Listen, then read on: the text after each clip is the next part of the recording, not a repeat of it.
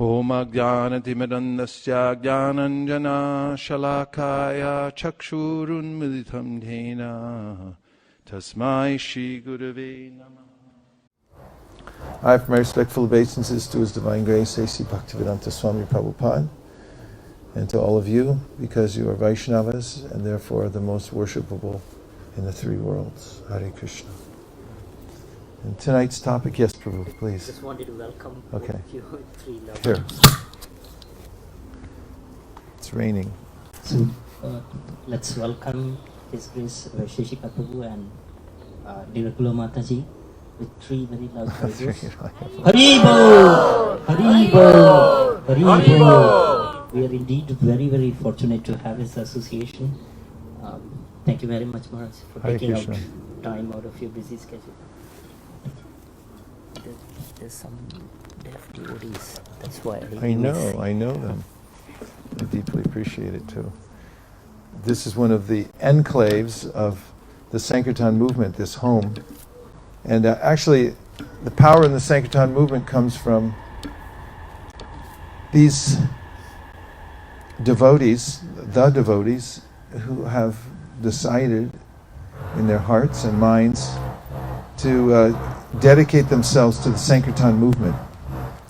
And then since they're already integrated into society, their influence begins to affect many other people.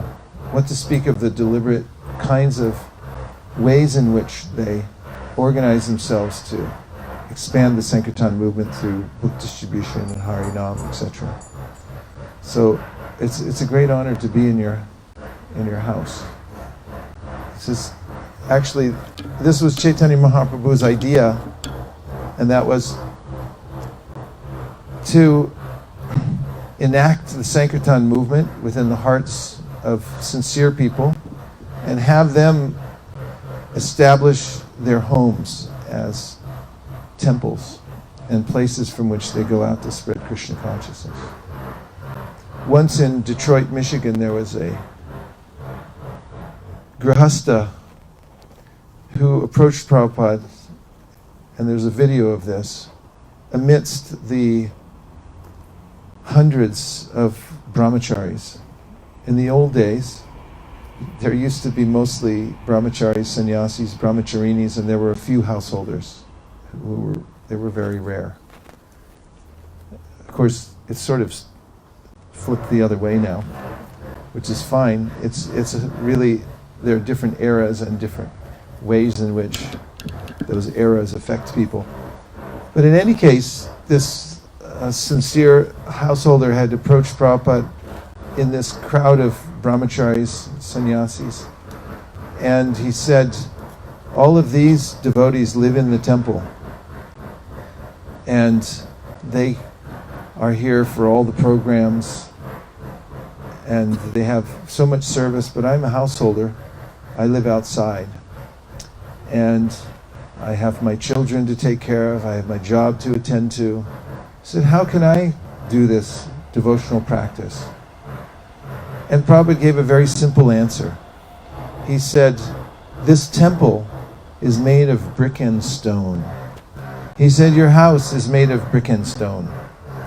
He said, in this temple, the business is for Krishna.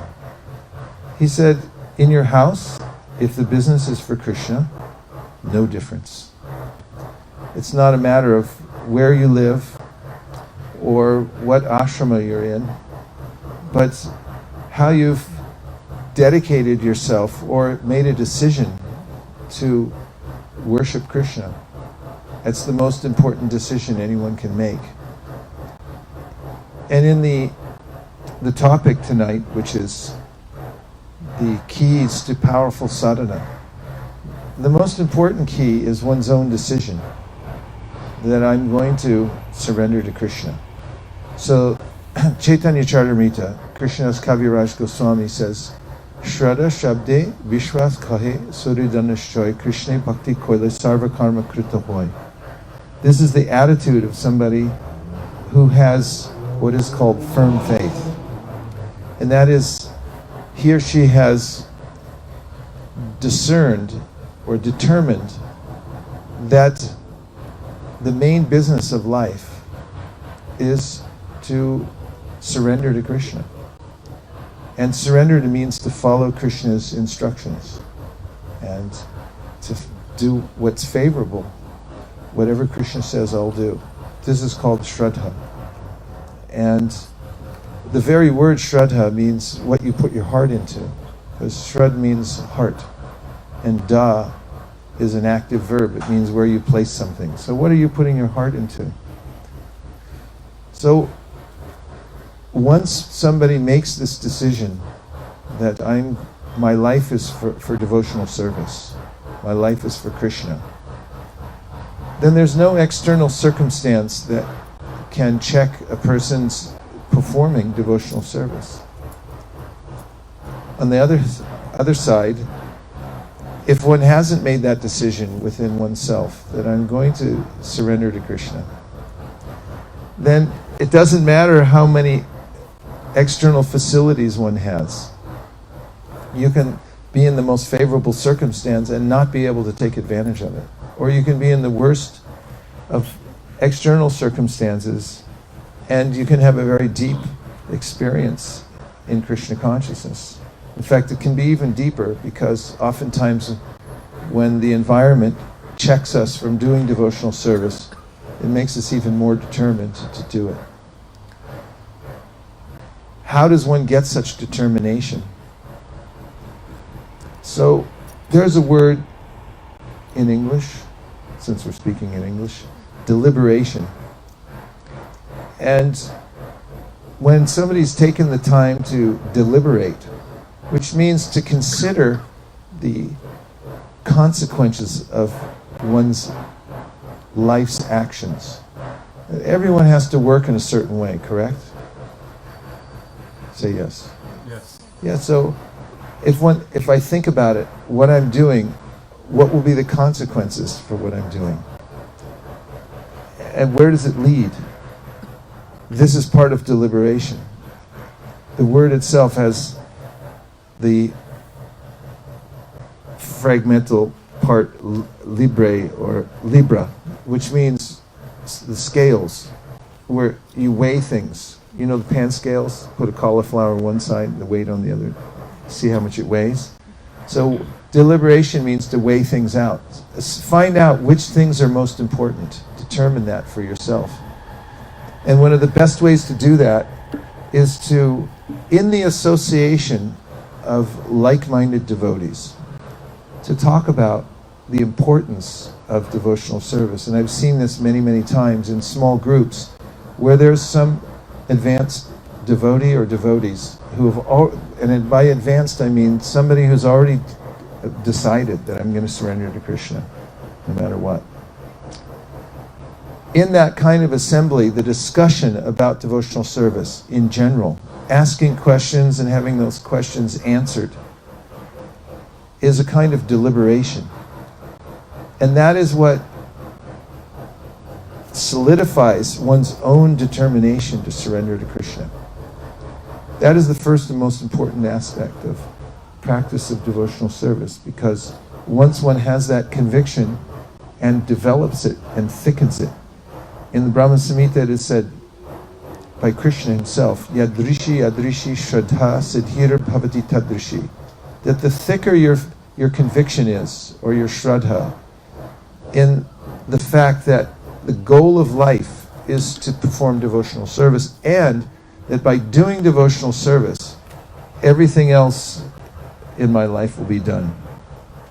Narada Muni says, Tyaktva sadharmam charanam bhujam harer bhajana pakvota patettato yadi yatra kwa babajam abuda mushakim kovarta apto bhajatam sudharmata. He says that if somebody gives up his occupational duties, it means everybody in this world has some idea of what it means to enjoy life or to find some kind of prestige or perfection in one's duty. And if somebody puts that aside for the sake of devotional service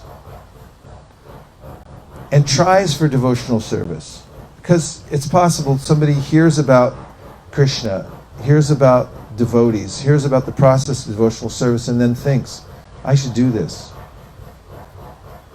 And then he puts aside the other ways in which he's trying to get ahead in life, which may include education, working hard in one's job to get promoted, accumulating wealth. Because the earlier you start accumulating wealth with compounded interest over time, I mean, you really do have to get a jump on things to get ahead materially, and you have to work hard. But if someone puts that aside and says, I think it's a higher value to surrender to Krishna, and let's say they take to devotional service in a very determined way, and then it turns out that they weren't ready, and they fail. So this way, tyaktva swadharmam. So swadharma means your place in this world, your occupation, and you give it up. Tyaktva swadharmam. Tyaktva means to give something up. Charanam bhujam hare, to worship Krishna, you give it up. Bhajana pakvota patet tato yadi. Patet means but you fall back. And why? Because you were not ready. Means that you weren't ripe. Tyaktva swadharmam charanam bhujam hare. Bhajana apakvo means you weren't ripe. So paka means that something's ripe. It's full. But you're apakva. You weren't ripe. And then you fell back. So this is Narada Muni speaking, and he says to Vyasadeva, so what? And there's no loss. There's no loss in that, because you tried for the right thing. Tyaktva, you gave it up. Swadharmam, charanam bhujam hare, to worship Hari. Bhajana pakvo, to patet tato yadi, but you weren't ready yet. So he says that's okay, because at least you tried. And whatever impetus you had and whatever effort you gave in that direction, you get eternal credit for that. And you moved ahead in the right direction. You didn't lose anything. But on the other side, if someone, for their swadharma, they do everything perfectly. They go to the right schools, they get the right promotions, they work very, very hard and get ahead, and they actually achieve a very high standard of material life. Like, you could become a state senator, or a prime minister, or a wealthy person, or respected in society. Narada Muni says, what did you actually achieve? Because all that is superficial. You're going to lose it anyway. In the mix of the material nature, when you give up this body, all that reputation's lost. State senator in his next life could become a nice little puppy dog somewhere. Maybe, sleeping in a junk pile or something. And the material nature is so exacting according to one's actual activities and desires. It rewards accordingly.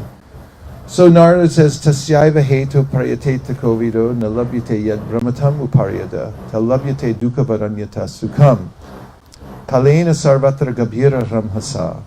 And that means that notice that even though you don't like bad things to come into your life, they come anyway, against your desire. Nobody wakes up in the morning and says, let some catastrophe come to my household. But still things come. Bad luck, we call it. Reversals of fortune, it comes against your desire. So he said, in the same way, the good things that you're working hard for, that you're hoping for, they're going to come also of their own accord. You don't even have to work so hard for them. In the Bhagavad Gita, Krishna gives this advice: Yadriksha labasantushto dvandvatito vimatsara. He said, let things come of their own nature. Be satisfied on the material side with things, they come of their own nature. You don't have to try so hard. That's what yadriksha means. Have you ever had that? Just some good thing came to you. It's like, what? Where did this come from? I mean, you might already have experienced, along with your birth, you got certain kinds of facilities, things come to you. So Krishna says, learn to be satisfied with that which comes of its own accord. But Narada continues, Tasyaiva heta prayateta kovido na labhyate yad brahmatamuparyata. Don't be satisfied with your spiritual stature. Try for that. The other side, you can let it go a little bit, because the fact is, you're going to get what you're going to get. I mean, I saw when I was in Puri one day, I saw a man with a bicycle rickshaw. This was some time ago. Bicycle rickshaws are going away these days. And next to him, there was a guy with a motor rickshaw. So the guy with the motor rickshaw, he looked very kind of smug, or like he was thinking like, I'm on top of the world because I'm better than this guy. He's got a bicycle rickshaw. And he was kind of going ring, ring, ring. And the other poor guy was sitting there with a bicycle rickshaw thinking like, I got to pedal this thing through the heat. And in the material world, everyone has some thought, like, I'm better than this person. But really, from my point of view, coming from America, what's the real difference between a bicycle rickshaw and a motor rickshaw? The designation doesn't seem so great, but everyone thinks their designation is something great. And also, I was thinking the bicycle rickshaw man is probably not going to get a motor rickshaw in his lifetime. He's pretty much stuck with the bicycle. And the guy in the motor rickshaw, I was thinking, I don't think he's going to go to Harvard.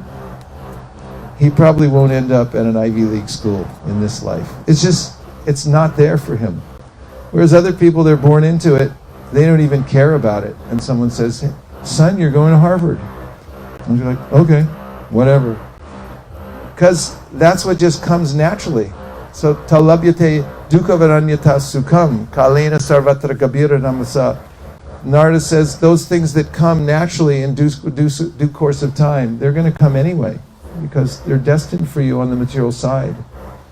And whether you like it or not, some takeaways are going to be there. Reversal of fortune. It'll get taken back because you took it from somebody else maybe 100 lifetimes ago, and now it's time to pay up.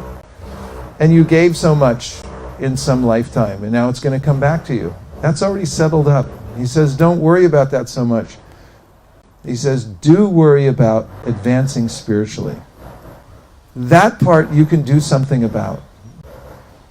So, sadhana is an attitude, and the first attitude is developed through deliberation. And when you deliberate, then you can become deliberate. It's the same word. It's the same word. Sridham, are you taking note of this for your notebook? Did you bring your notebook? He's keeping a collection of words, because he's kind of a scholar and really likes language. So just note, Sridham, that the word deliberate and deliberate and deliberate, it's spelled the same way. But it means once you deliberate about something, you consider these things like we're talking about now. If you just listen to these verses from Narada Muni and you say, yeah, that makes a lot of sense. Material life is pretty much fixed up. Why don't I try hard for spiritual advancement?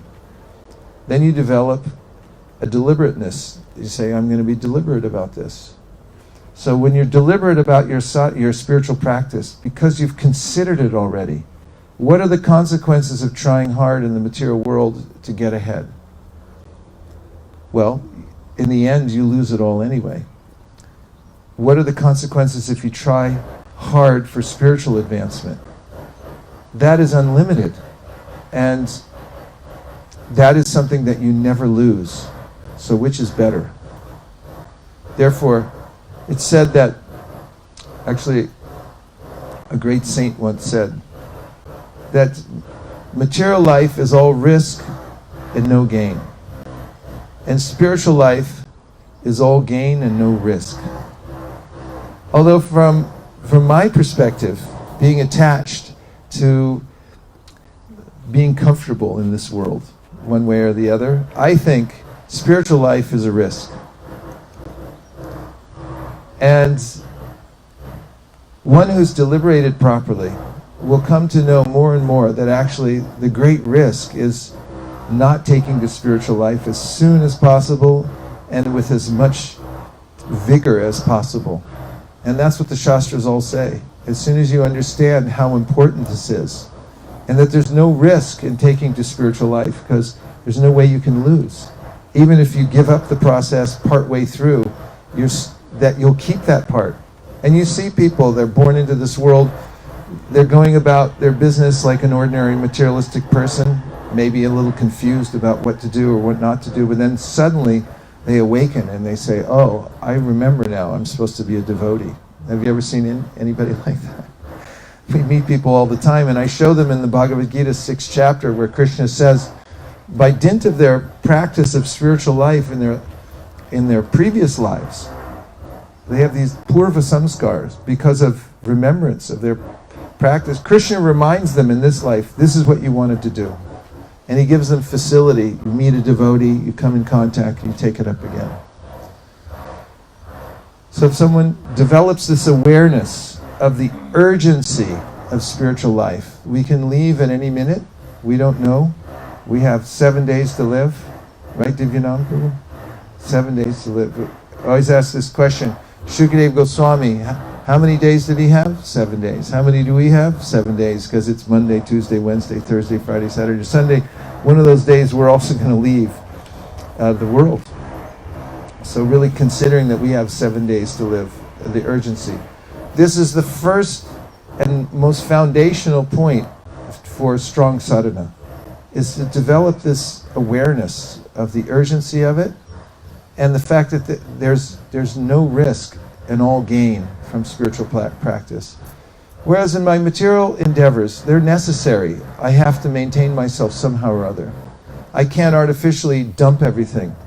But I should do it in order so that I can maintain myself in such a way that I can carry on with my spiritual practice. This is the prescription given in the Srimad Bhagavatam, in which Sutta Goswami says, Kamasya nendriya pritir labo jiveta yavata jivasya tattva jignasya narto yascheha karmavi. He says, don't work hard in life so that you can eat better and better food. Paraphrasing. Eat so that you can be strong enough to perform good sadhana. Don't live to eat. Eat to live. So that you can perform devotional service. Real life means sadhana. Means practicing for a purposeful end. Even in the material context, self-help people will say, the only way you're really happy in this life, I'm not talking about spiritual life right now, but just talking about, and you know this, you've heard it a million times, people say that real happiness comes when you're pursuing a worthy goal. Otherwise, life's kind of confusing and really can become boring. You're not doing anything, you're not pursuing a goal. Even people who are wealthy, if they're not pursuing a worthy goal, they just feel lackluster and bored in life. But if one understands the most worthy goal is to get Krishna's favorable glance, if I can attract his attention by what I'm doing, then this is the best sadhana, to live your life like that. So then the next thing is to figure out, what is Krishna like? What does he like to see? And if I can do those things that attract Krishna's attention, what are the things that he says in Bhagavad Gita, for instance, in the 12th chapter? He says things like, one who is a kind friend to all living entities. That person, I like that person. He's a kind friend to all living entities. That person who's not dependent on the ordinary course of activities. Krishna says, I like that. I like the devotees who are like that. Those devotees who are surrendered to me. They're not concerned with loss and gain, victory or defeat, but they're concerned with my service. They're very dear to me. So if one hears these preferences that Krishna has and tries to mold one's life to attract Krishna's attention, this is strong sadhana. This is what real sadhana means. So, for instance, We read in the Chaitanya Charitamrita that one day Lord Chaitanya Mahaprabhu told his mother, when he was living at home in Navadvip. You remember that, right? Nimai, living at home with his mother, he had his wife, and one day he told his mother, actually he was still young when he wasn't married yet, but he told his mother, please fast on Ekadashi day.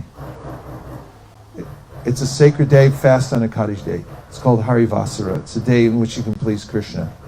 Now if you look around, not many people even know much about Ekadashi. They don't even know how to fast. I mean, nobody even knows what a grain is. When you say don't eat grains, like, what's a grain? Everyone has a different opinion. But one thing we do know is that Lord Chaitanya liked it when we fast on Ekadashi. So whether you know everything about Ekadashi or very little, one thing you must know is that Lord Chaitanya liked it. So it's like, I'm going to fast on Ekadashi because Lord Chaitanya said it, he likes it, so I'm going to do it. That's sadhana. You find out what Krishna likes and you do it. Of course, it's nice to know what Ekadashi means and why we fast on Ekadashi. But this is the mood of strong sadhana, is that you find out what it is that attracts Krishna's attention. What does he like? And then I just mold my life around that. Because if I do the things that Krishna likes, then he'll notice, oh, this person is nice. He's doing service. There's a story in the Chaitanya Bhagavat. During the ceremony at Srivas Thakur's house, Chaitanya Mahaprabhu had revealed that he was the Supreme Personality of Godhead, and he actually sat on the altar and had the devotees come and bring many pots of water to bathe him in the bathing ceremony known as Abhishek, to consecrate this moment that he was revealing that he is the Supreme Personality of Godhead. Everyone had been waiting for it. Actually, everyone had intuited that if he became actually a Vaishnav, it would be really good. And then when he did become a Vaishnav, then everyone was ecstatic. But then when he revealed actually he was Krishna, everyone was so joyful. They all came to Srivas Thakur's house. They were bathing the Supreme Personality of Godhead. And amidst all the clamor of that festival, there was one devotee who was a servant in the house of Srivas Thakur. And she was very much in the background. It wasn't that she was a big name. She wasn't near the front where all the big name devotees were, who were intimate associates of Lord Chaitanya Mahaprabhu. But Chaitanya Mahaprabhu noticed her service because he saw somebody's back there lining up the little pots of Ganga Jal. And they're doing a painstaking job. In the crowd, at the very back, he noticed. And then he mentioned her publicly. He said, who is this person lining up the pots? Oh, that's our maidservant. Her name is Duki. And then he named her Suki. Point was, he noticed her. Same with Maharaj Prachaparudra, who was a king. At first, Chaitanya Mahaprabhu said, I don't want to see him. He's a king. A sannyasi visiting a king, or a king visiting a sannyasi, said this is a scandal, actually. Well, when Prachaparudra went out into public and picked up a broom, this is what bungis do, and kings don't pick up brooms in India. But he humbled himself and he went and swept in front of Lord Chaitanya's Ratha Yatra, of Lord Jagannath's cart. And Chaitanya Mahaprabhu noticed that. It was so attractive to him that he revealed himself. So this is the point of sadhana. It's meant to attract the attention of Krishna, find out what he likes, and then perform that activity that attracts his attention. And all the kinds of sadhana that we do are actually meant for that. We do it because it's pleasing to Krishna and that it attracts his attention. So there are practical ways also that the Goswamis talk about how we can organize our sadhana. We'll talk about that in just a minute. I'll just take a few reflections from anything that we've said in the monologue so far that caught your attention, and you can feed them back. Any points that were meaningful to you or that you remember? Do you hear the bees? The bumblebees? Sridham? It's a big one. Go ahead. Feedback what you heard. Yes, Prabhu. Caught my attention that whatever we do, it stays. Caught his attention that whatever we do in devotional service stays. But I also had a question about my But he has a question about it also. Does, if we commit offenses, can that negate the good that we do? If we commit offenses, does it negate the good that we've done? The answer is no. It doesn't negate the good that we've done. Nothing negates the good we've done, but it does waylay our progress in devotional service, can waylay our progress significantly. In other words, we can be held back from our progress. The progress will remain, but the fact is the offense has to be cleared. So sometimes Krishna helps with this. For instance, Prabhupada mentions many times that if somebody goes to the holy Dham and commits an offense, in their next life they have to take birth as a hog or a monkey in Vrindavan. More. And when they do this, they're in the Dham, they're doing a lot of nonsense, but they're still in the Dham. And after they've cleared their offenses from going through that, then they'll get the fruit of their actual practice from before and take up their devotional practice on that side.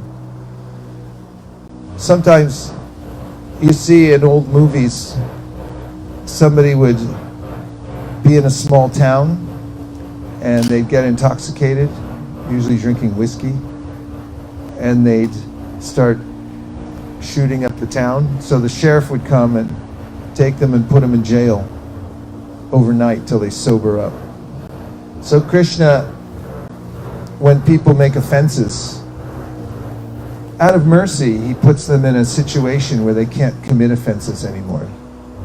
Just like Nala Kuvera and Manigriva in the 10th canto of the Srimad Bhagavatam, they were actually really offensive because they were sons of a very wealthy man and they didn't know how to act. So when Narada Muni came and was visiting that area of Vrindavan, Manukuvera and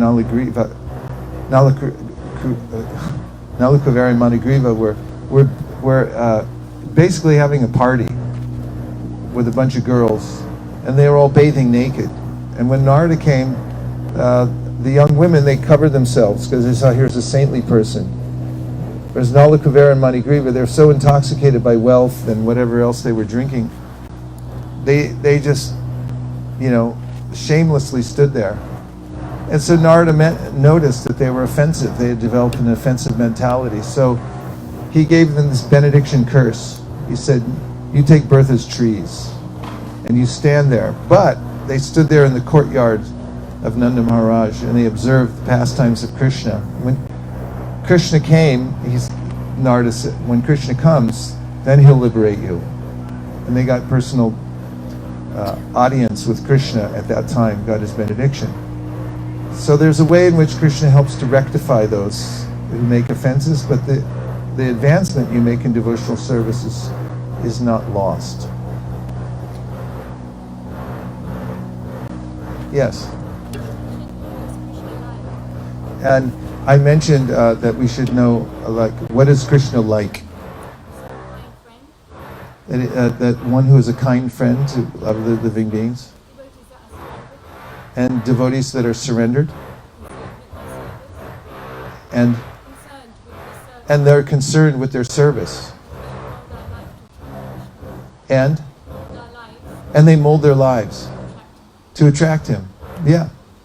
It's very practical. Like, there's a lot of comparisons between what people do in this world to attract the attention. Let's just say, there's a boy and he becomes attracted to a girl, and then it's like, what is she like? Oh, she likes red jackets. I'm going to get a red jacket. I'll stand there at the bus stop with my red jacket on. So, in the same way, the devotees there thinking, what is Krishna like? He likes this.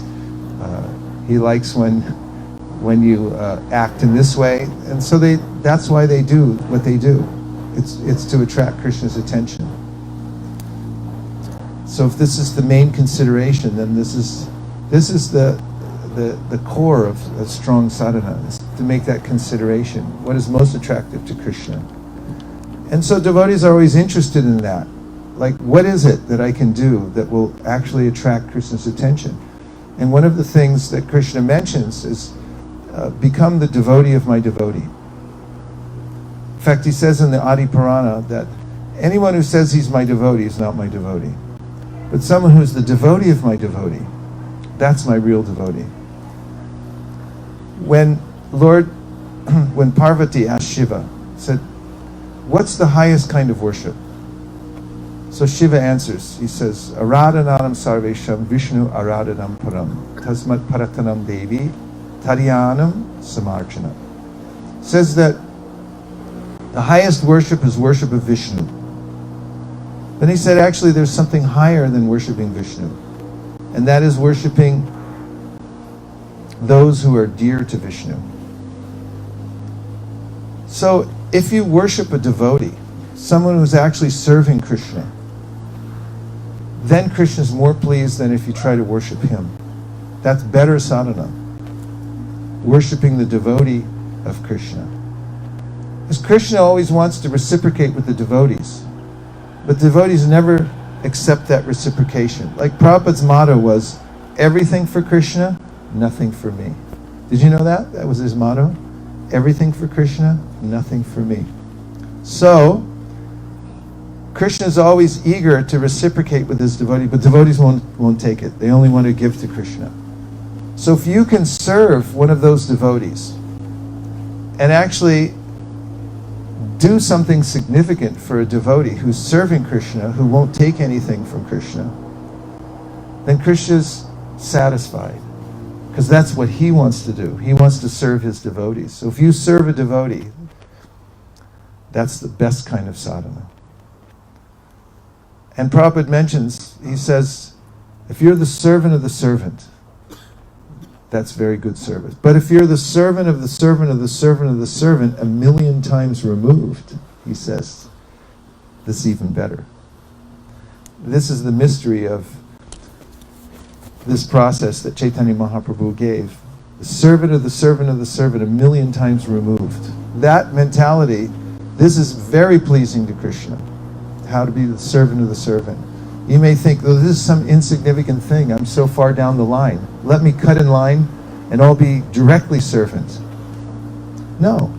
It's actually more pleasing to Krishna, the attitude of humble surrender, that I'll attach myself to a Vaishnava somewhere who's in the line, who's the servant of the servant of the servant, 1,000,000 times removed. This is the most advantageous, most pleasing to Krishna. Knowing these things, this is the essence of strong sadhana, because there's nothing better than rendering service to those who are dear to Krishna. It's not what you know that's important, it's who you know and what you are. That's true even in the material world. Prabhupada would point out that if you want to meet, I would name a president in the United States, but I don't know if you want to meet him or not. In any case, who's the prime minister here these days? Does that even work? I don't know. Well, let's just say you want to meet the prime minister. If you go directly, I don't think she would have time. But if you know somebody, like, does she have any family members? Any children?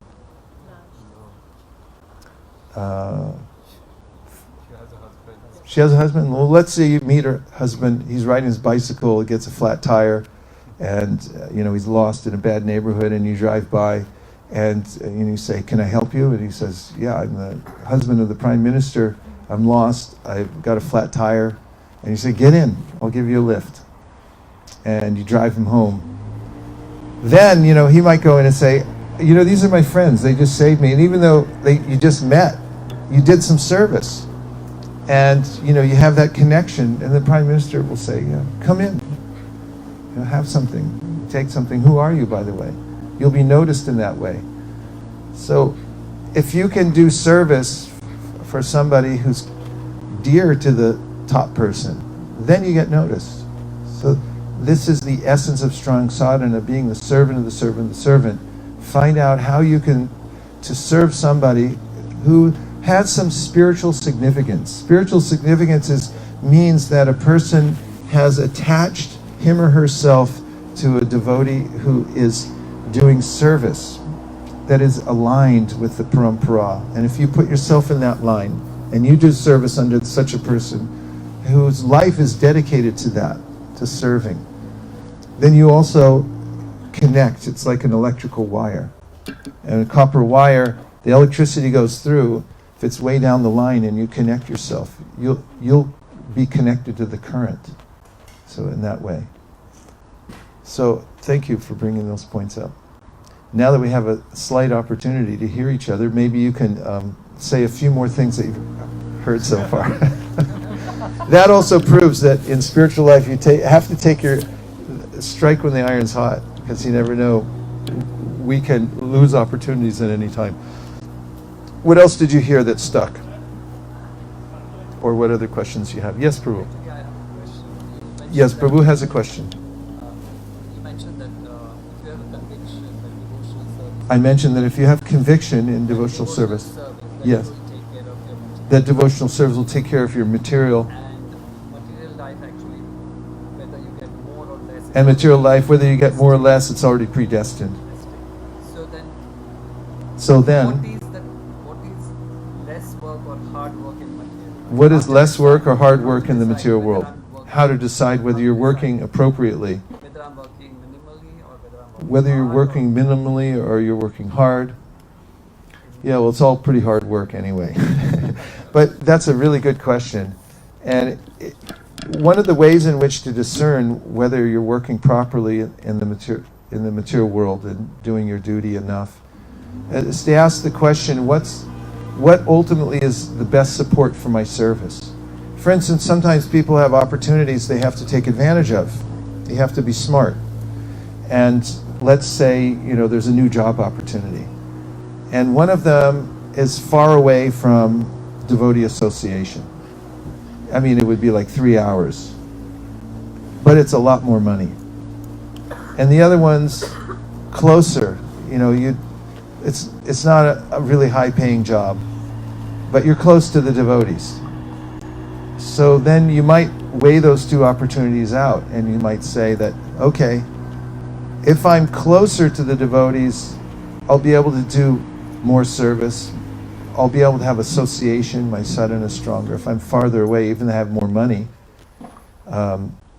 still my sadhana is probably going to go down. I mean, you could reason like that. You could reason the other way too and say, I'd have a lot more money, I could donate. But more thinking about what are the core activities of my practice, like hearing, chanting, associating with devotees, and what's best for that. If you make decisions based on that about your livelihood and your career, you'll never make a mistake. Because even if you do, Krishna will make up for it somehow or other. And if you don't, then you're on your own. As an example of this, Kardama Muni, he meditated for 10,000 years. He had been given an order by Brahma, his father, that you should help populate the world. That was one of the big services at the beginning of the universe, is helping populate everything. In any case, he meditated for 10,000 years, and Lord appeared to him. And in a very beautiful way, the description is there in the Bhagavatam, 3rd canto, how the Lord came down on Garuda. He wasn't touching the ground. He shed a tear, actually, when he saw his devotee Kardama, who was endeavoring so much to please the Lord through his meditation, which was the practice at that time. And then Kardama began to reveal his heart, how much gratitude he had for the Supreme Lord. And the prayers are heart-rending. And amidst his prayers, he also mentioned that I also need a wife. It's like a material concern. Partly it was a service, and partly he just admitted, I need to have a wife. And Lord Narayan says, yeah, I know that. I've already arranged for it. And Prabhupada points out in his purport, this section of Kardama Muni, that Actually, Kardama Muni left the arrangement in the hands of the Lord. He just said, this is what I need, but I'm not going to try to micromanage this situation. Sorry for the term, but I'm not going to try to manipulate the situation. I leave it up to you how this should be done. And Prabhupada said, if you have a material desire, but then you leave it up to the Lord to work it out. He said, who knows better, you or Krishna, how to make it work? Even on the material side, who knows better? I mean, he can see what's going to happen in the future. He even knows which way the stock market's going to go. I don't. But if I leave it to him, where to, and my base on my sincerest choice is how to make sure that my sadhana goes on in the best possible way. Then Krishna will make up for it. And he says that in the Bhagavad Gita, that Ananyas chintayanto mam yejana paripasate tesham nityabdhyuktanam yogakshemam bahamyaham. For those who have this mentality that Krishna is everything, that's my main thing in life, is serving Krishna. If that's their attitude, even though they're working in the world doing all kinds of other things, Krishna says that for them, I carry what they lack and I preserve what they have, and I do it personally. Vahami means I personally get involved with such people because they're taking a risk for me and they're doing these things. Obviously, you have to work, you have to maintain your family and do these things, but make your decisions based on what Krishna most sanctions. Prahlad Maharaj says, Balasyane hasharanam pitarao nashingha, nartasya chagara buddhanvati majato now, taptasya tat pratividira yarihanja sheshtas, tavad vibo tanubritam twarupekshitanam. Upekshitanam means if the Lord doesn't give sanction, if he's upeksha, it means he doesn't sanction it or he's indifferent to whatever material thing I want, then it's not going to happen. So Prahlad says, he says, okay, so you want to protect your children, right? Obviously, that you have to do that. He says, but really parents can't do that because ultimately, what can we do? We can do the best we can, but ultimately it's up to Krishna. And he says that medicine, can it really save a patient? What do doctors say? If you go to your doctor and say, is this medicine really going to work? What is your doctor going to tell you? Maybe. They can't guarantee it. In fact, when you go into surgery, they can't guarantee they're not going to kill you. They make you sign 7 times. So if we kill you, you don't mind, right? Because we don't know. They don't know. They'll try their best, but unless the Lord sanctions. And then he says a boat on water can't save a drowning man.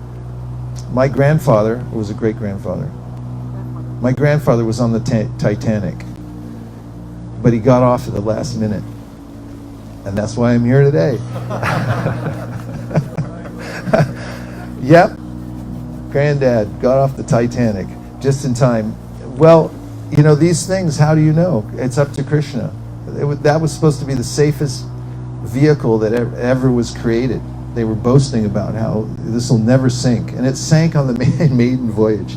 So the fact is, you have to take Krishna's sanction in your life, Prahlad says.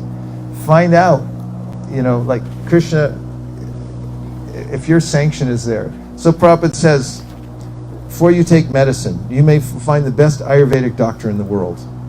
And then you go there, takes your pulse, said, yeah, this, that. And then it says, here's your diet, here's your medicine. But still, before you take medicine, you have to say, Ashaudi, Chintayat Vishnu. That means, even when taking the best of Ayurvedic medicine, you have to admit, if Vishnu sanctions this, it'll work. Otherwise, it's just powder. It's just a diet. What can it do? The potency comes through Vishnu. So this is really the attitude of the sadhaka, that I'm doing my work, but I'm doing it just so that I can maintain my service. If you can get to that point, arrange your life, tune it in such a way that whatever you're doing, even your work, it's so that you can keep doing devotional service, so that your kids can do devotional service, so that you can be close to the practice, So then Krishna blesses your life in unexpected ways. Otherwise, the more I'm depending on my own intelligence, then you're more and more on your own. It's like you're trying to do it. So it's better to try to stay towards depending on Krishna for your work. Did that help? Okay, good. Yes, Prabhu. I have a question. Yes. Like many times, if we see somebody suffering or devotee, This is a question. He said many times we might see somebody suffering, including a devotee. and then we pray to Krishna that if you so desire, then And if we pray to Krishna, if you so desire, please help please help this devotee. this devotee. But when you make the prayer, we already know that Krishna knows what's best for the But when we devotee. make the prayer, we already know Krishna knows what's best. So why many even times pray? I think whether it is need to pray. So why do we need to pray? This is a really excellent question, and you know that great saint amongst devotees, Radhika Raman Prabhu. He's a young a devotee, relatively young now. He grew up in Krishna consciousness. He learned to read from the Bhagavatam, and showed great mastery over the English language even when he was a kid. You know who I'm talking about, right? He's now a professor at a university in Utah. One of the great examples of what homeschooling can do, and just, you know, a great devotee. So in one of his classes on prayer, he talked about as a kid, he mentions this several times, as a kid, he'd be reading the Bhagavatam with his parents, and the story's just getting thicker and thicker, and then all of a sudden the prayers start, and he goes, oh no, not again. You know, all these prayers. You know, it's like, and then he started to appreciate what these prayers are. And they're an expression from the devotee's heart of their relationship with Krishna and their realization of their connection with Krishna. And they're actually really subtle and interesting. And every devotee has a certain, you know, subtlety to their prayers. There's a nuance there that you'll notice and start to relish. And so he was saying about prayers that really they're for us. And this is mentioned by Prahlad Maharaj in his prayers to Lord Nrsingadev. You know, he's saying the demigods, after Nrsingadev appeared, I mean, everyone was pretty surprised, including Lakshmi, and that's Vishnu's wife.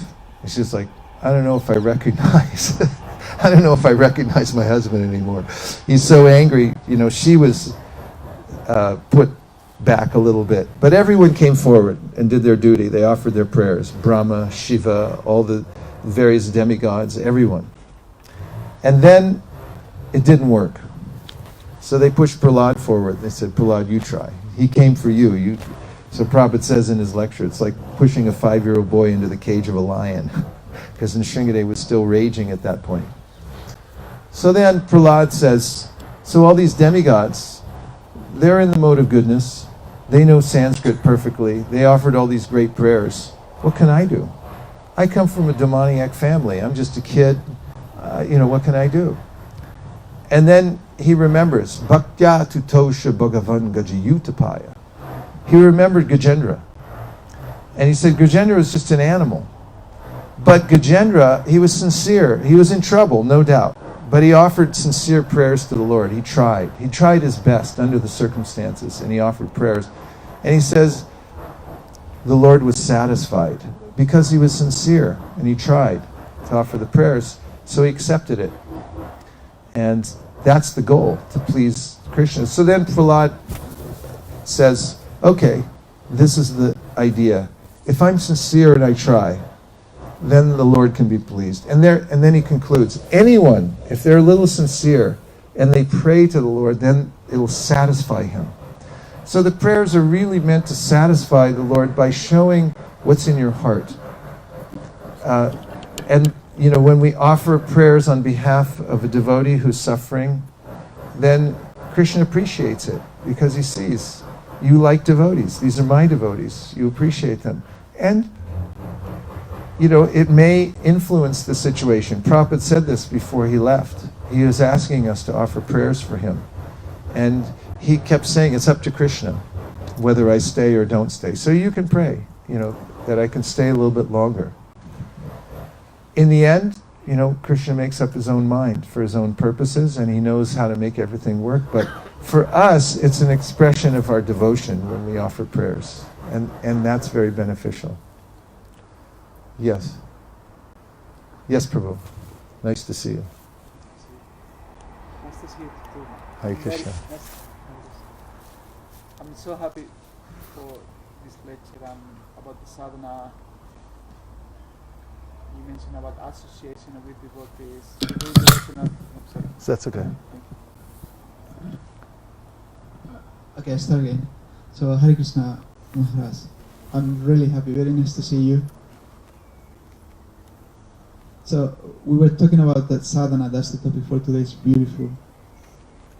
We were talking about devotee association, doing devotional service. But one question I have is sometimes life is going down, ups and downs. We don't have the higher taste for chanting, so we try to keep going up, but sometimes go down. I'm so excited to do devotional service when I go to the temple and when I have association with devotee, I'm so excited, but I keep struggling with the chanting. So maybe I'm doing wrong, I'm doing some offenses, I don't know. So what is your advice? How can I develop that taste for the chanting? I have taste for devotional service and devotee association with devotee, but what about chanting? Thank you so much. Thank you for your very important question. It is easier to do sadhana when we're in association with devotees. For instance, I've noticed that in chanting japa, if you sit in a circle with other devotees, it's really easy to stay attentive and chant with full intention. And when you're by yourself, then it becomes a little harder. So, as much as possible, we try to stay in the association of devotees when we're doing sadhana, but sometimes it's not possible. And in the times when we're alone, we can have our own private victories. And when we are able, behind closed doors, to actually perform our sadhana, even though nobody's watching, it's as if we even get more credit. Because it's so dependent on our own integrity. Spiritual integrity, or actually being true to our practice even when nobody's watching, is extremely edifying. It helps us to grow.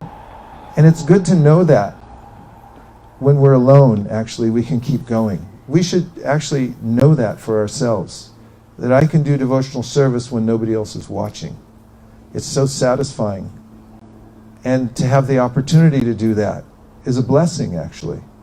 That nobody's here, I'm all by myself, I can do whatever I want.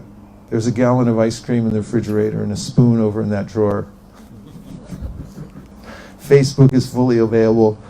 I can have ice cream and Facebook. Or I can chant my chapter of Bhagavad Gita. And, in the second that I choose, that I think I'll do my Gita first. There's a kind of, investment we make in ourselves that becomes so pronounced that we remember that. Those little victories are so important in our own life, and have the opportunity to actually fail. And when we fail too, we might feel a little disappointed in ourselves. That's also important. It's a part of sadhana. It's called garyan. Garyan means that I feel a little disgusted with myself. Have you ever had this? Well, Krishna says, don't have it too much, have it a little bit. There's a verse in which he talks about you're practicing sadhana, but you don't have a lot of power yet to do it. So the verse goes, Jatashrada makatasu nirvinat sarvakarmasu veda dukat akankamams prityagi pyanishvara tato bhajetamam prita shrada lorjajanishchaya jushamanams tatan kamams duko darkams to garyan. That's that word garyan at the end. So he says, so you know everything. You know that, first of all, your faith in hearing and chanting is awakened. That's that B. You're an unreliable servant of an unreliable master. Hare Krishna. Yeah. It's like in the spiritual world. So he says that you're fully convinced that hearing and chanting is the goal of life. You also know that sense gratification leads to misery. These are good things to know. And you're disgusted really with the whole idea of the material world. But Prityage Pyanishvara means that you still don't have the power to do full sadhana. You still can't practice fully, even though you know all these things. So Krishna goes on to say, know that you're very dear to me, that you're even trying, and just keep going. And he says, you can be a little bit disgusted with your situation, but don't get too disgusted. Because if you get too disgusted, then you can be tricked by Maya and give up. Just be a little bit disgusted enough to say, I'm going to do this. I had this experience when I was a kid. I was living in the suburbs, Lafayette, California, and one fine summer night, I was there with my brother in the house, and one of our good friends from the neighborhood, he showed up at our door in the evening time just after supper, and he had shaved his head. Actually, my brother corrected me the other day. He said he didn't really shave his head. Everyone had long hair back then, so he just cut it really short. So that was almost as bad. So he shows up at his door, and he says, I've had it with myself. I'm totally disgusted. And he was a musician, and he had been learning to play the flute. And he said, this is it. I cut off my hair, and now I'm going to really get into playing the flute, practicing the flute. And I just remembered seeing him at the front door, his hair all cut off, and he's this flute in his hand, and said, I'm making a stand. I'm going to learn the flute. That kind of determination that came from a disgust. He said, I'm disgusted with myself. I've been wasting so much time. No more. I give up. So this is an attitude, if you have a little disgust with your involvement in the material world, and it kind of pushes you, that I'm going to do this. There's a prayer, actually, that Prabhupada quotes all the time about this mentality of the devotee.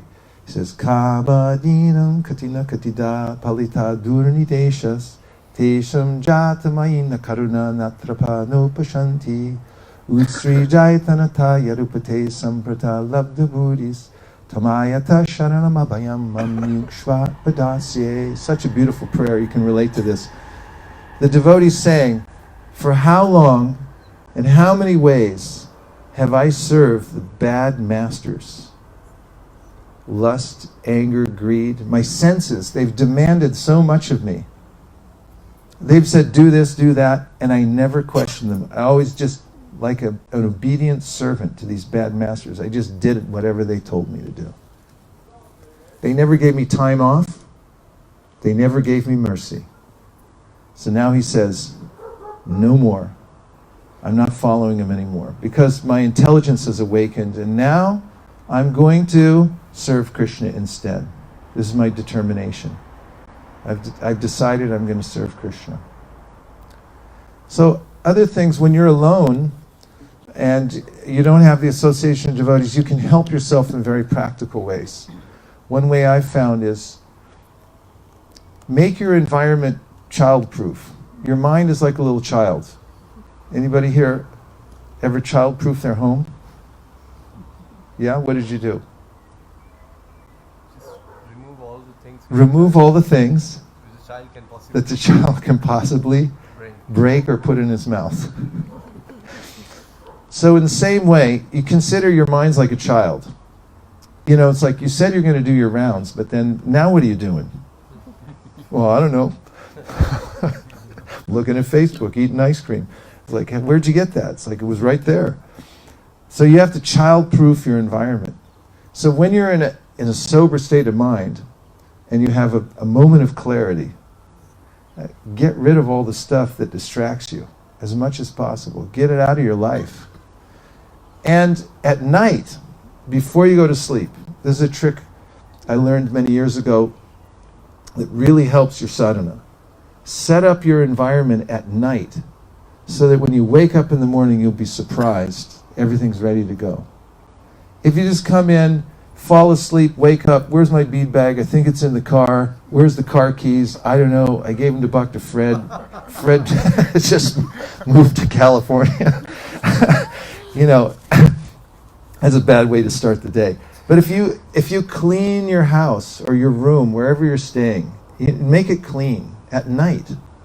And then, line up everything. What book are you going to read? Bhagavad Gita. Okay, what chapter? Mark it. Put it in there. Put the marker in there. Open it to the page. Are you going to chant japa? Yes. Where's your bead bag? Put it nice and, treat it like the sacred object it is. Put it right next to your Bhagavad Gita. What else are you going to do? Well, I'm going to offer some prayers. Where are they? Put them out. When you wake up in the morning, you'll go, what? Hey, who did all this? You'll be surprised. And you'll say, oh, I thank the person I was last night. Because you're not the same person in the morning. And it's really important to have a morning practice, a strong morning practice. And it starts the night before. So get your place together at night and put your things in order. And so you can greet the morning with a map. And I'm going to do this, this, and this. At least start the first 5 things you do in the day before your mind starts getting creative and say, I got 50 people to call back and all these other things to do. Have at least the first 5 things be totally scripted. And you just follow the script. You don't do anything else. But you have to have momentum to do that. And good sadhana is really about building momentum in your life. And baby-proof your house. Get rid of those things that you have a problem with and put them out of sight. One thing I invested in, actually someone gave it to me as a gift, I think near Coolidge. She gave me a do not disturb sign.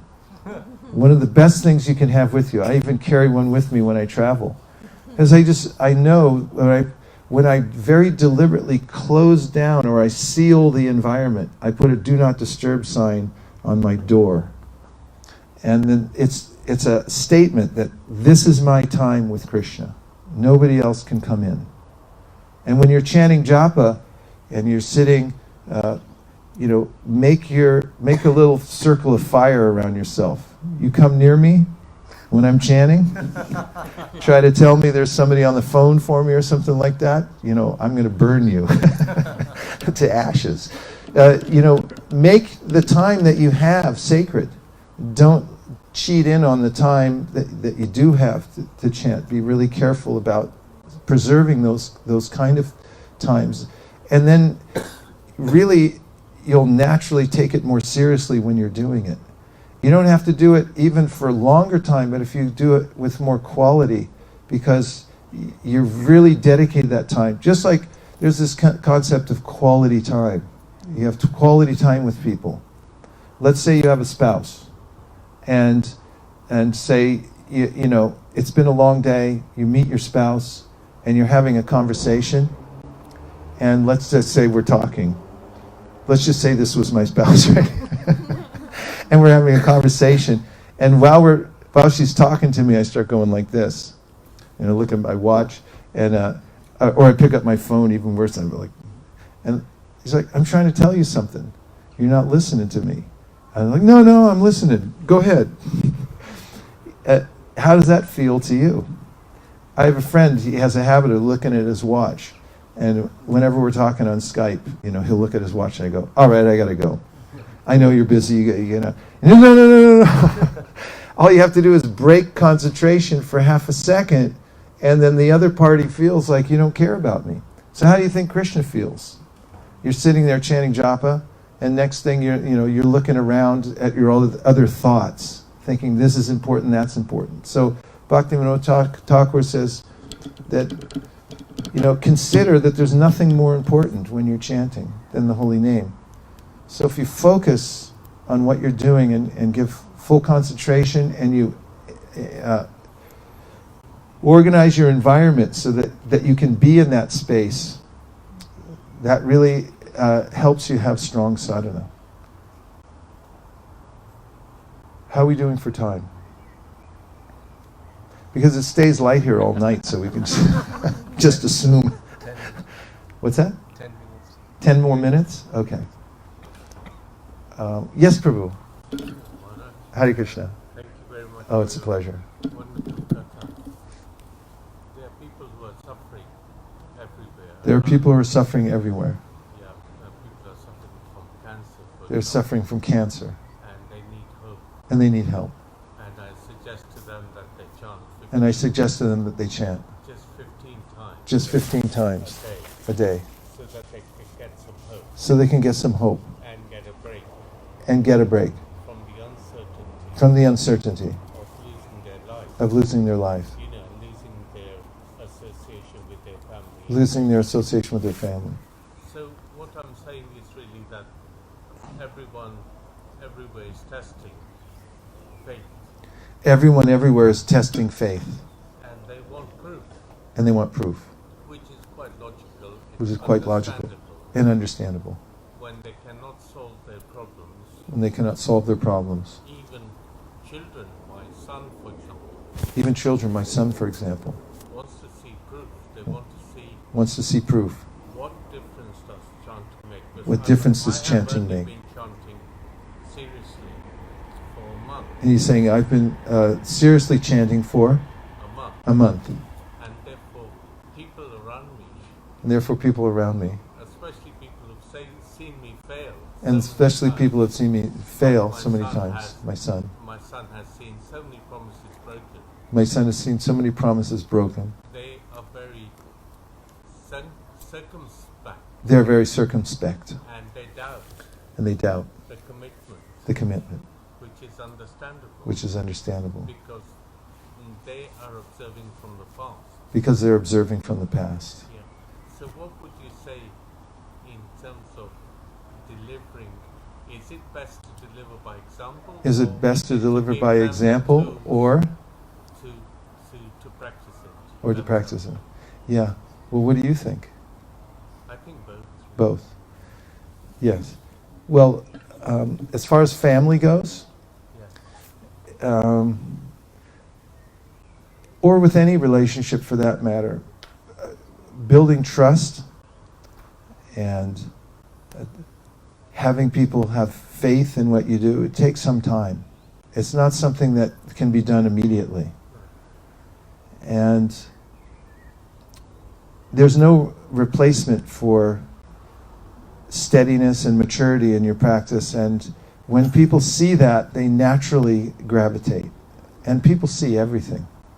I mean, living entities are really smart because they're part and parcel of Krishna. So they notice things. It's not that they don't see stuff. And they figure it out for themselves. And the best way I've seen with family members is to really just be kind to them, show an example of kindness and tolerance. Oftentimes, when somebody takes to devotional service, there's a phenomenon called utsahan mayi, which means a kind of enthusiasm that grows, like everybody in the world should do this, and my family members have to do it right away. Otherwise, they're all going to hell. I know. I wrote letters to my parents after I joined Krishna consciousness. By their mercy, they didn't have to let me go at a young age, but they did. But I still very mercilessly wrote back to them and told them, how they should be practicing too. I regret that, by immaturity later on, but I did say things like that to them. But in the end, I saw that over many, many decades, and my relationship with them, even though they at first weren't devotees, ultimately it was seeing the continuation of my own practice in my life, and that ultimately just their connection to devotional service through me, even though they weren't practicing directly, that it affected them in a very profound way near the end, before they left. And I just see that you don't always have to push certain things on people. You have, if you practice yourself and show an example, and in time they start to appreciate it. And when they start to appreciate it, that's a form of faith. And then, they may start inquiring. But it's pretty rare also for family members to inquire, because there's a kind of relationship that prevents that oftentimes. Like parents, in India it's a little more common, because sometimes Indian devotees take the devotional service and 2 weeks later it's saying, yeah, my parents are chanting 16 rounds now too. I hear this a lot, because they're so pious, what can be done. But in general, these relationships, father, son, all these things, there's certain expectations that people have. So it takes time and by example that really helps. Maybe we have time for one last question.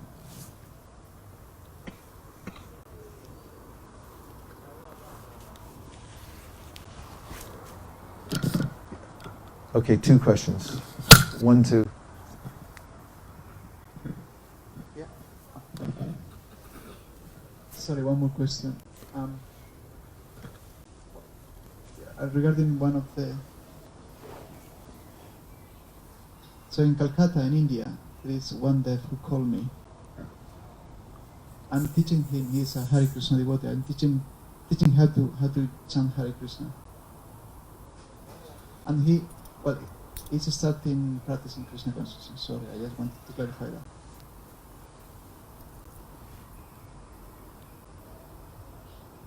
that. He was asking, can I chant at the same time eat meat, like chicken? He was asking.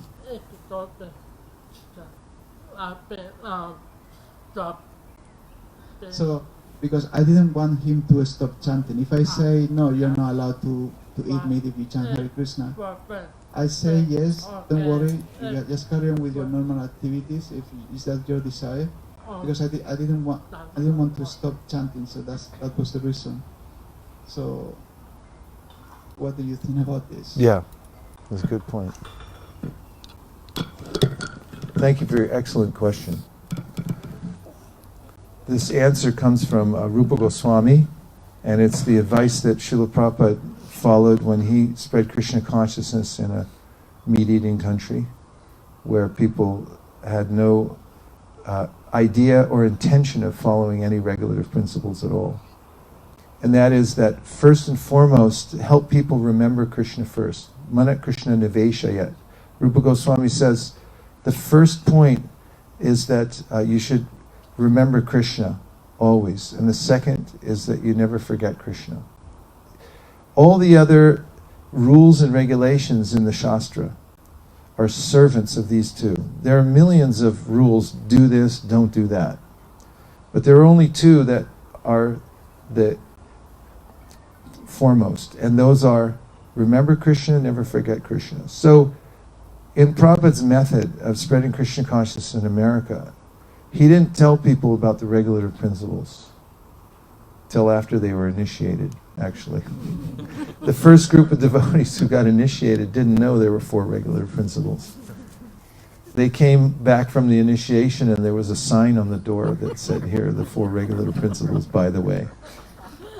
But they actually didn't mind, because the first thing Prabhupada did was teach people how to remember Krishna. And incidentally, they would learn that there's a support system that helps you remember Krishna, be closer to him. Our first thing is really that practice of devotional service that helps you remember. And the supporting role is following regulative principles, not the other way. For instance, when we go on Harinam Sankirtan, we don't go out and sing about the 4 regulative principles. Nor do we tell people when they come up, like, hi, how you doing? Do you eat meat? You shouldn't eat meat. We just chant Hare Krishna. We say, chant Hare Krishna, and your life will be happy. And so there's a philosophy behind this, and you can know about this. And much, much later, when they say, I like Hare Krishna, I like chanting, I like to do more, you say, here's a few other things that you can do that will help you to chant Hare Krishna. Like you can change your lifestyle a little bit. Like diet helps a lot. Well, what kind of diet? Well, we recommend you take prasadam. It's a supporting role, not the main thing. I hope that helps. And there were 2 more questions and then we'll finish. This is 10 minutes of Brahma, actually. Okay, go ahead. You were talking about destiny? We were talking about? Destiny. Destiny, yeah. Now in Sanskrit it says that Suktasya Sinhasya Ravisantina Mukhe Murgaha. If the lion is sleeping, If the lion is sleeping, the deer doesn't enter in the mouth. the deer doesn't enter into the Even mouth. he has to work. Even he has to work. So what about destiny? What about destiny? Yes, this is true. There's actually this point about how the destiny is there, but we have to do a little bit to enact it. So it's kind of like the science of epigenetics. Do you know about this?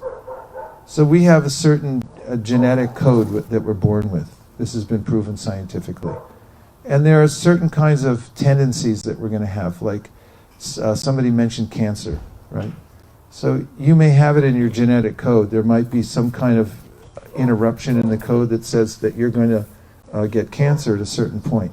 But epigenetics says that that doesn't mean you're definitely going to get cancer. Because if you adjust your lifestyle, let's just say that you decide I'm going to eat a better diet and get exercise and stuff like that, it doesn't have to be enacted. It doesn't mean that you're going to get cancer because you have that in your genetic code. You can avoid it by making a decision yourself. So although we have our destiny, there's a way in which we as cognitive living entity, cognizant living entities can adjust actually what happens around our destiny. We can make certain choices. So there's some flexibility there. The major things are already set, but we have choices that we can make along the way. And that's why when you get better information from outside the closed system of the three modes of material nature, you can make decisions by which you can rise above your destiny. That's why, when you perform devotional service, Brahma says, Yas Twindra Gopa Matavendra Mahosa Karma, Bandhan Rupa Palabhajana Matunoti, Karmani Nirdahati Kintucha Bhakti Bhajam, Govindamari Purusham Tamaham Bhajami. Everyone's getting their karma from Indra down to the Indra Gopa germ, except somebody who takes to bhakti. Then it's being diminished. In any case, we do have to do our part. Out of every action, there's 5 factors. And one of them is the impetus of the individual actor, but there's 4 others that have to do with other circumstances. So it's not that we're completely out of the picture, and we do have to do something.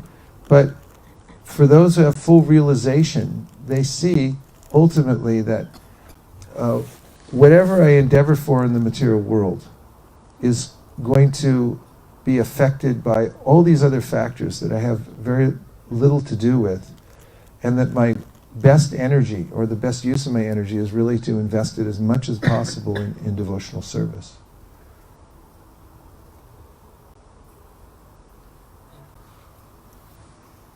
Yeah, so Prabhupada mentioned that when it comes to karma yoga and the cycle of karma that Krishna talks about in the 3rd chapter of the Bhagavad Gita. He says, so anan bhavati bhutani, grains are the mainstay. But someone said, but Prabhupada, you have to work for grains. He said, you have to work a little bit. It's not a big deal. If you live a more simple lifestyle, you can plant, harvest. Yes, you have to work a little bit to get that. But at the same time, you'll have ample other time after that. And really, it just takes a little bit of endeavor on your part. Was there one last question? Yeah, we should end. Okay. Thank you very much for assembling here in this sacred place, kind of like Naimasharanya, because it's a Sankirtan central place here, and for giving your kind attention. Hare Krishna. So let's thank His Grace Vaisesika Prabhu with 3 loud Haribol. Haribol! Haribol! So thank you for coming this evening. Thank you, Chandrika Mataji and the family. Prabhuji is there at the back. Thank you for hosting us this evening. It's very, very kind of you. Haribol! Haribol! Haribol! So I just wanted to also introduce a great opportunity we have in few days, since this is a very appropriate place and an appropriate time. Chandrika Mataji has been very instrumental in helping the Sankirtan movement of Chaitanya Mahaprabhu by taking the books of Srila Prabhupada to many superstores and many markets here in UK. And yesterday, where we had a national retreat, about 118 devotees, I counted, 118 devotees attended the retreat, and many took inspiration about this, what we are doing here in and around Watford, London area, going into supermarkets. And a lot of devotees found this idea to be really good and actually to expand book distribution. So what you all are doing here is really good. And taking this opportunity, we are doing a little 10 days of summer marathon starting on the 28th of June at the end of this month, all the way to 7th of July, only for 10 days because it's summer, it can be hot. In England it's not hot anyway. So it starts on very auspicious day on Ekadashi on Friday, so it's a great opportunity to everybody to get involved. And all we are asking is to give over the 10 days, that if each one of us give only 4 hours during those 10 days, which is actually 24 minutes of time every day if you wanted to do a little bit every day, or you can just do it in one day. So out of these 10 days, there are 2 weekends where we will be organizing few things where the devotees can come in one place and we can go out in one particular town and distribute books. And the idea is, after we distribute the books, we introduce people to a program which we will hold in that area. So we have a follow-up plan for the book distribution this month and invite the devotees to attend a program in that area. So I would like to invite all of you for this. We have created a WhatsApp group where we are inviting 250 devotees to join that group, because if 250 devotees come together and give 4 hours, then we can easily distribute 3,000 books, which is, we are trying to distribute Srila Prabhupada's biography this time, which is called Your Ever Well-Wisher. It's a beautiful book. Sorry, I'm not carrying it right now with me, but it is available for devotees also to buy. It's only £2.50, and we can distribute it to as many people as possible in these towns. So the first opportunity we have on hand is on 29th, which is a Saturday. We have done a coach, and we are going to Birmingham from the Bhaktivedanta Manor at 9 o'clock in the morning. And His Grace Vaisesika Prabhu will also be joining us in Birmingham for that event. So if any one of you have not reserved a place, please do. We only have half of the seats left, half are already gone. Guru Shakti Mataji is here. She's there. She will be happy to take your details and book you a seat on the coach. We're only asking for a very nominal fee to cover certain charges. It's only £8 for the return from Birmingham. It includes wonderful lunch prasadam, going out on book distribution in an organized way. And then there will be few other things. But please see us if you want to be part of this wonderful opportunity. We'll add you to this WhatsApp group and we'll send you all the information. So once again, thank you. It's a luxury coach. Thank you. Yeah, so please join us. And once again, thank you Chandrika Mataji and Prabhuji for having us here. So very good. Thank you very much.